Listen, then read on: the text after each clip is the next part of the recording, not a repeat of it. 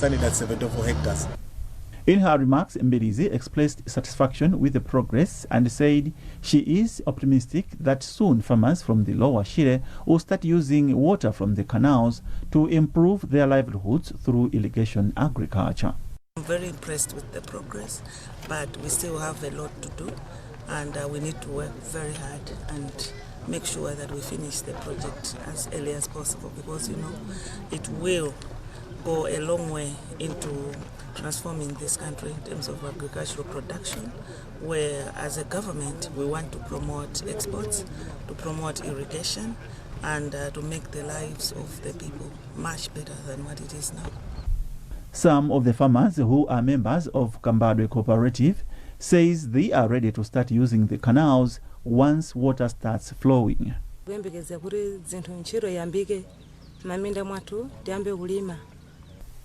During the tour, the minister also visited the site where a water processing plant is under construction. Southern Region Water Board (SRWB) will use the plant to distribute potable water to Chikwawa district and the surrounding areas. Upon completion, the project will revolutionize agriculture and livelihoods of over 48,000 households in Chikwawa and Msanje districts.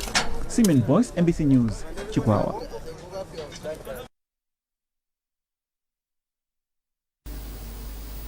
The second phase of the polio vaccination campaign to children under the age of 10 is underway in the country.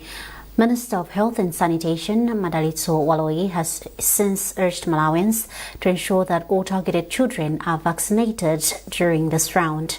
Waloi made the remarks in Lilongwe when she visited Kabudula Community Hospital to inspect the start of the campaign.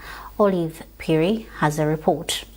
Following the zero and first rounds of the polio vaccination campaign in February and March this year, the Ministry of Health has launched the second round in all districts across the country. Minister of Health and Sanitation, Madalitso Waloi, has since expressed concern that some children were not vaccinated in the first round, as some parents and guardians did not take the campaign seriously. Waloi highlighted that polio remains a serious threat which can cause permanent paralysis and, in some cases, death. She urged parents and caregivers to ensure that children who received the vaccine in the first round get another dose to ensure full protection. If you want our nation to be resilient, then our population should be properly vaccinated. And we are sending this message out there to all parents or caregivers. Please take this seriously. Make sure you vaccinate your children 10 years and below, and we are doing these vaccinations in schools. We are doing it at health facilities. Even when you are doing your routine checkups, we want to make sure that your children are vaccinated. World Health Organization country representative Dr. Charles Kuria Njuguna said cases of polio are being recorded, particularly among those not vaccinated and under-vaccinated children. He emphasized that immunization is crucial in saving lives. Polio provides a serious risk. You may be aware that polio is one of the diseases that WHO has targeted for eradication. And when we talk about eradication, we mean a complete wipe-up of a disease from the face of the earth.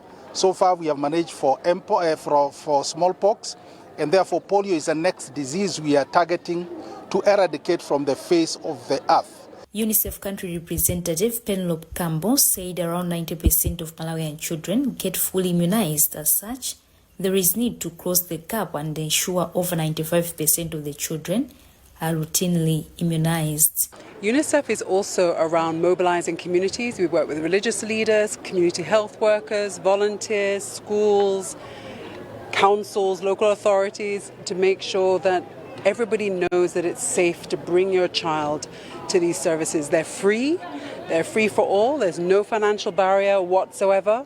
And what we want to make sure is ensure that every child is vaccinated. However, what we're finding is every year around 30,000 young children are not routinely immunized. The second round of the nationwide polio vaccination campaign is taking place from 27th to 30th April, and the ministry is targeting 6.2 million children. Olive Piri, NBC News, Lilongwe. In Mangochi, the District Health Office has targeted over 500,000 children in the polio vaccination campaign. Chief Preventive Officer for Mangochi District Health Office, Chimimwejera, says immunization officers will conduct door-to-door vaccine administration to the targeted children, including those who received the vaccine in the first round. We have learned a number of lessons during the first round. The first lesson that we have learned is the need for us to have maybe more teams of health workers to provide the vaccines to the people. Basically, if we have more teams, it means more children will be reached, because these teams will also be able to reach out to a number of children in various areas, whether in schools, in their households, and elsewhere. And at the same time, we have also learned the lesson that maybe it's very proper, maybe for us to organize our teams properly. If you have heard our presentation properly, we did not do well on the lot quality assessment. We failed, because after sampling, I think instead of out of 60 children, 9 were found to be missed during the campaign. So probably it has to do with the missed children during the campaign, or also maybe some religious beliefs that prohibit the children from getting the vaccination.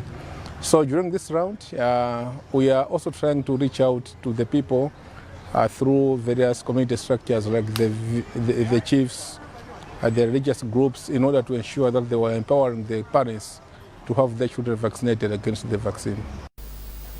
Government has commended the Technical, Entrepreneurial and Vocational Education and Training Authority, TVETA, for increasing the number of students acquiring technical and vocational skills in the country. Minister of Labour, Skills and Innovation, George Ugona, described such skills as an engine for national development. He made the remarks in Lilongwe after touring TVETA offices. We have a report by Lonjeson Sodoga. The minister started his visit at TVETA offices before holding discussions with officials from the authority. Speaking after the engagement, Chugona reaffirmed the government's commitment to addressing key challenges affecting technical, entrepreneurial and vocational training in the country. Among the priorities, he highlighted the importance of sustainable financing of the authority to ensure effective operations and to reach more people with technical development skills. We are very, very committed. As you are aware, it's under the DPP manifesto. His Excellency Professor Peter Mutharika is increasingly telling us to increase the number of people attending the technical colleges, because they know if we don't have skilled people, we can develop the country. Meanwhile, TVETA Executive Director Elwin Chiwembu Sijuola said the authority has made significant progress over the years. He cited increased access to technical education and improved female participation in male-dominated programs. Sijuola further indicated that TVETA plans to introduce new programs targeting emerging sectors such as mining and agriculture as part of contributing to the country's development agenda. The main thing that we are grappling with is that this access to TVET is still very low. I know that as a country we have made some tremendous progress. The figures I was sharing, there was a time we were only selecting 1,000 or 1,200 annually. We are now selecting 6,500, going towards 7,000 now. Much as we are saying, yes, we have made some significant progress, but if you still look at how many young people out there would we like to take into skills development, you will notice that the figure that we are leaving out is still big. The country has 7 national technical colleges, over 14 community technical colleges, and more than 28 community skills development centers. Lonjeson Sodoka, MBC News, Lilongwe. The Malawi Research and Education Network, MAREN, says it is geared to continue extending its reach in the country's education and research sector. Speaking in Zomba during a media engagement, the Chief Executive Officer for MAREN, Solomon Dindi, said the organization, among others, seeks to provide a digital backbone that will enhance internet connectivity. Dindi says such a development will enhance e-learning, research access, and cross-institution collaboration. As an organization, we are trying to build digital services, first by building a network that interconnects the institutions. Then beyond that, we build the actual digital services that run on top of the network. And away from that, we also build capacity for our engineers as well as technical people in terms of ICT at the education and research institutions. When it comes to the costs, most of the costs get absorbed as an organization. We charge at cost recovery, just to make sure that we're able to sustain the services. But let me point out that some services are for free. For example, services like educational roaming, EduRoam for short. These ones, as long as they are there, you're able to access them for free, and they are available across the globe. This is MBC News, and you are with me, Evelis Chungambe. A reminder of our top stories. Farmers expected to start benefiting from the Shire Valley Transformation Project in 5 months' time. Phase 2 of the nationwide polio vaccination for children under the age of 10 is underway.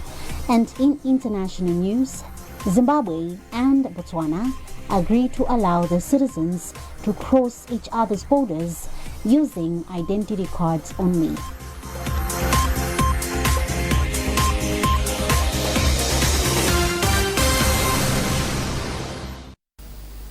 Welcome back. The Malawi Defence Force MDF has signed a memorandum of understanding with the Lilongwe City Council that will see the MDF Engineering Construction Company Limited take part in the maintenance and construction of some city roads. Speaking during the signing of the MOU, Chief of Defence Force at MDF, General George Alexander Jaffu, described the partnership as a landmark initiative that symbolizes the spirit of collaboration and service to the nation. Catherine Banda has a report. Chief of Defence Force of the Malawi Defence Force, General George Alexander Jaffu, said the partnership symbolizes the trust that exists between the citizens and the MDF and reflects a shared vision of a modern, functional and resilient city that mirrors the aspirations of Malawians. He added that the engineering battalion has proven its capacity in numerous projects across the country, from disaster response to infrastructure rehabilitation. MDF ECCL Chief Executive Officer Colonel James Matthew Zaidin assured that they are ready to undertake the work and will deliver within the stipulated time frame. Our role on this MOU is on the technical part. So the design, the funding is from the council. For us, we'll be doing the donkey work on the ground. We are always ready. You know, we are the military, so we are always ready. Day and night, we are ready to do the work. Lilongwe City Council Chief Executive Officer Clement Stambuli said the council recognizes the expertise and capacity that the MDF's ECCL holds, and that the partnership demonstrates the commitment both institutions have towards developing the nation. Lilongwe City Council Director of Engineering Services, Julius Togolani, said the MOU with the MDF will help shorten procurement processes. He added that the partnership will enable the council to undertake the maintenance and construction of the city roads at a reasonable cost. They are a government branch, and we think we should get best value for money. We will have the roads constructed at a reasonable price, done within a specific time, without so many encumbrances that come with tendering and evaluation and stuff. We know about their capacity. Meanwhile, Roads Fund Administration Company Secretary Ezra Zoli expressed the institution's confidence in effectively funding the work through the government's fuel levy policy. The government has reinstituted the automatic pricing mechanism, which has ensured that the roads funds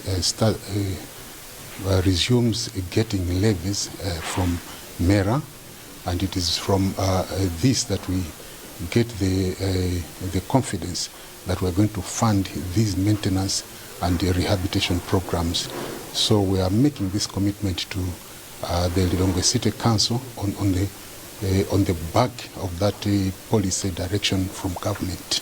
The 2-year MOU includes the construction and maintenance of a presidential way from Capitol Hotel roundabout to State House, as well as the Lingati River Bridge and its 0.8-kilometer access road, all at a value of about 15.5 billion kwacha. Catherine Banda, MBC News, Lilongwe.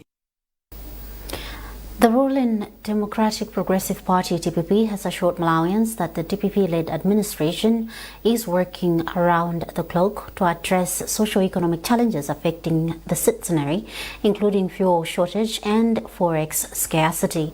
Minister of Foreign Affairs George Chaponda and Regional Governor for the party in the South, Charles Nchacha, said this when they addressed a political rally at Mpingwe Primary School ground in Bangwe, Blantyre City.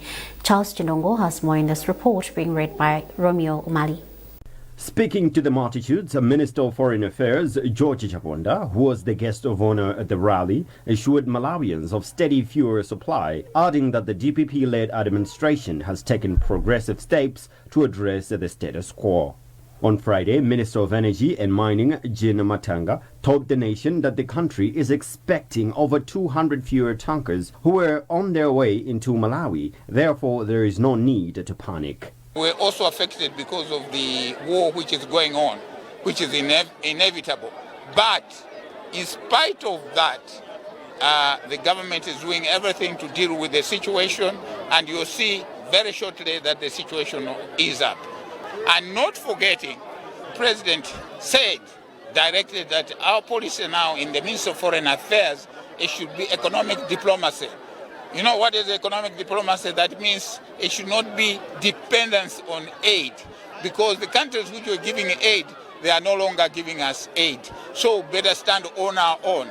Speaking earlier, Regional Governor for the party responsible for the southern region, Charles Nchacha, implored party members to remain united ahead of the 2030 general elections. The key message is that you know that here in the southern region we have some members of parliament, those they won as independent.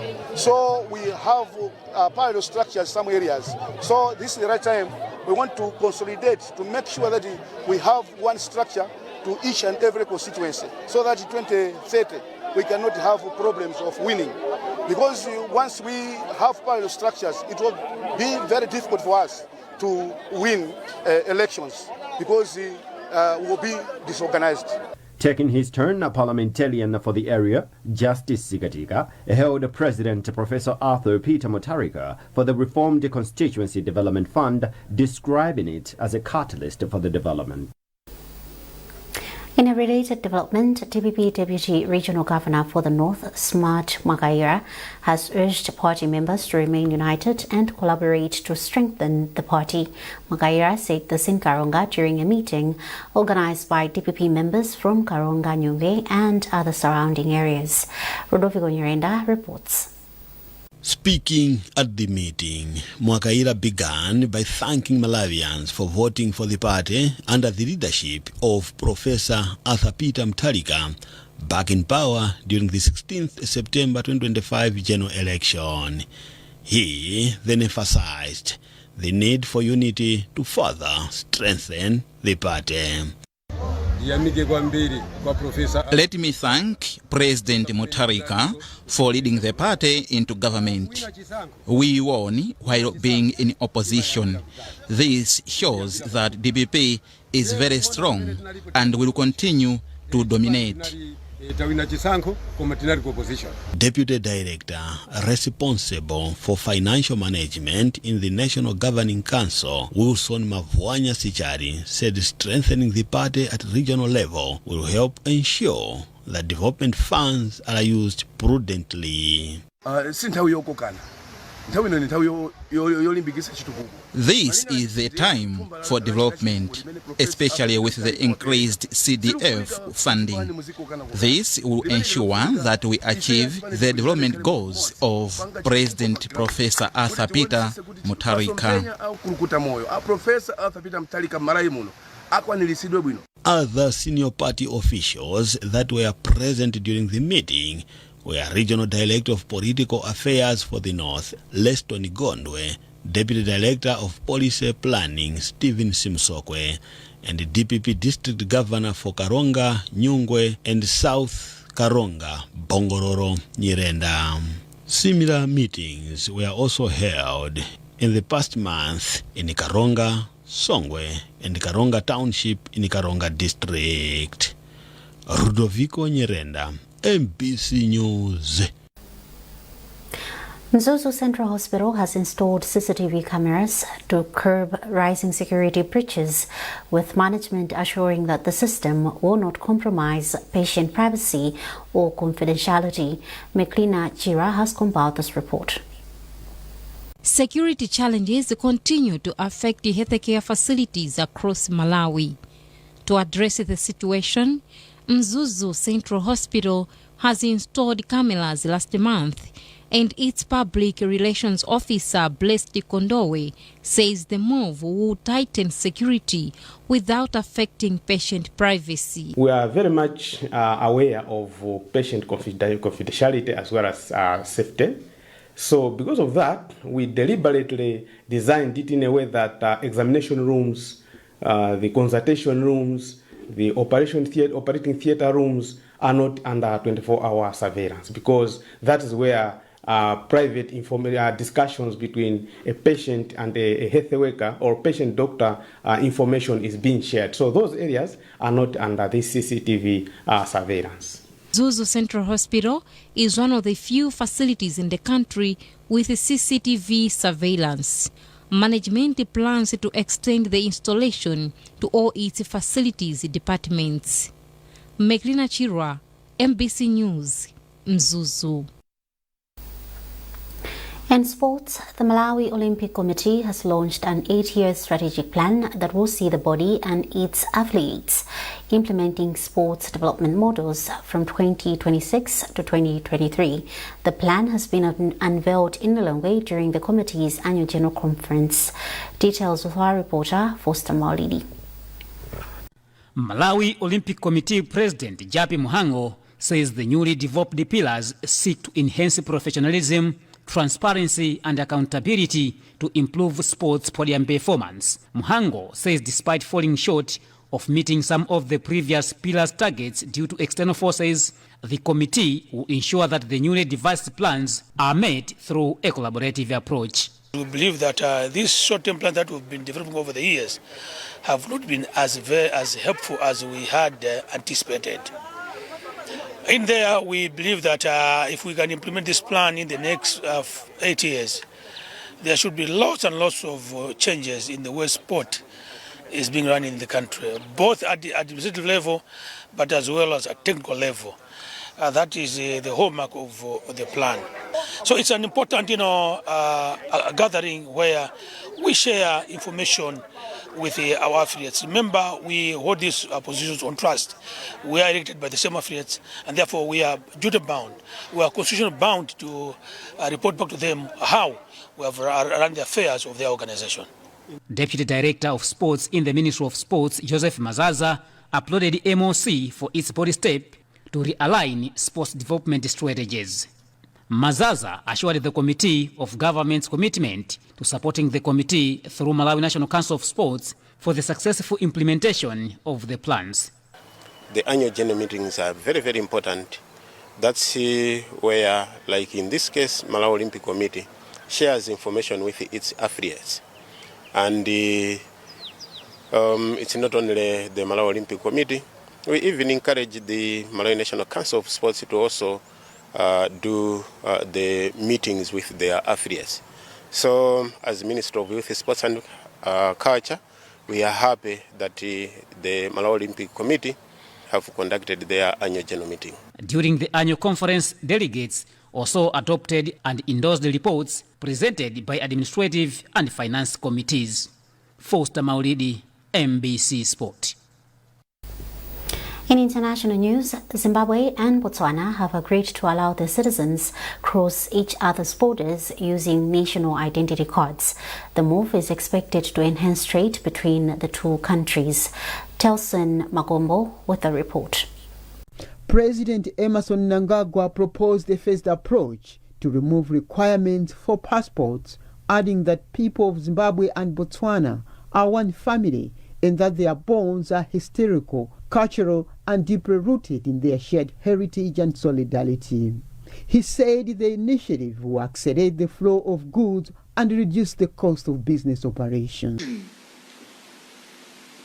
In facilitating cross-border trade through the removal of tariff and non-tariff barriers, modernizing border infrastructure and improving connectivity, particularly through strategic corridors that link our economies. These efforts are in line with our broader regional integration agenda under the Southern African Development Community, SADC.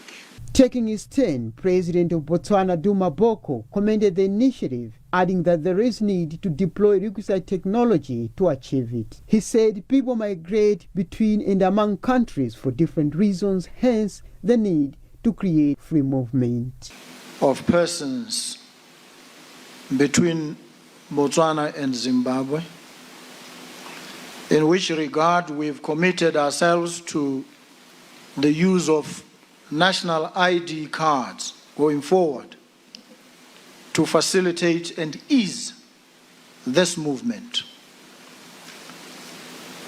I've also shared with the Zimbabwe-Botswana ID travel arrangement is a big deal for African free trade area, as free trade requires free movement of people. Johnson Magombo, MBC News.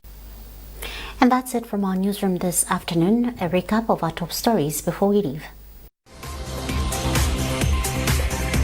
Farmers expected to start benefiting from the Shire Valley Transformation Project in 5 months' time. Phase 2 of the nationwide polio vaccination for children under the age of 10 is underway. And in international news, Zimbabwe and Botswana agree to allow their citizens to cross each other's borders using identity cards only.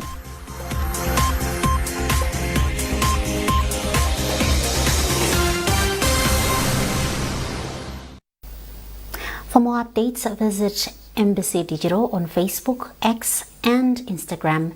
You've been with me, Evelis Chingambe. Thanks for watching and good afternoon.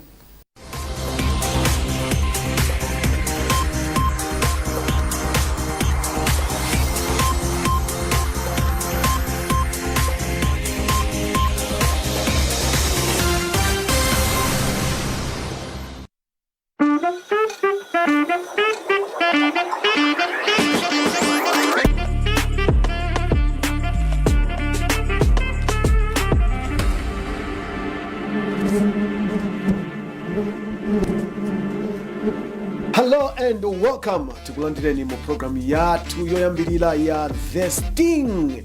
Anthu akhala akuyembekezera The Sting kuti kodi The Sting izichita chani kwenikweni mbola yeniyeni.